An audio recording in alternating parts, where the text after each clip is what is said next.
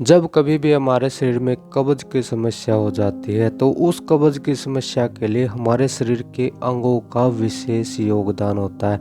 हमारे शरीर के कुछ ऐसे अंग होते हैं, अगर उन अंगों में कमजोरी आ जाए या कोई विकार पैदा हो जाए या कोई समस्या आ जाए, तभी हमारे शरीर में कब्ज की समस्या पैदा होती है। तो मैं आज मानव शरीर के कुछ ऐसे 4-5 अंगों के बारे में बताऊंगा, अगर उनके अंदर दिक्कत आती है तभी शरीर में कब्ज की समस्या होती है।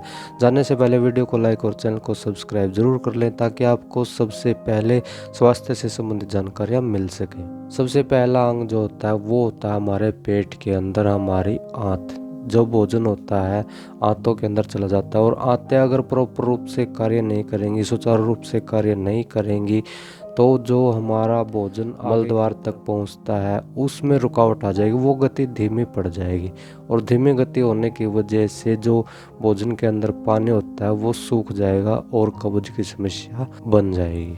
दूसरा अंग है हमारा लीवर। जब हमारा लीवर अच्छी तरह से काम नहीं कर पाता है, अच्छी तरह से भोजन, अच्छी तरह से वसा को और एनर्जी को डाइजेस्ट नहीं कर पाता है, तब भी हमारे शरीर में कब्ज की समस्या हो जाती है।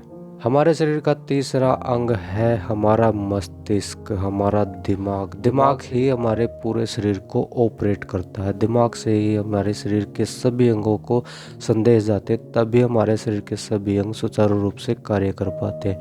लेकिन कुछ लोगों को तनाव, डिप्रेशन और चिंता की वजह से दिमाग में विकार पैदा हो जाते हैं, तो मस्तिष्क की नसें कमज़ोर हो जाती हैं और उनका नर्वस सिस्टम अच्छे से काम नहीं कर पाता। अगर नर्वस सिस्टम ही हमारा अच्छे से काम नहीं करेगा तो भी हमारे शरीर में कब्ज की समस्या पैदा हो जाएगी।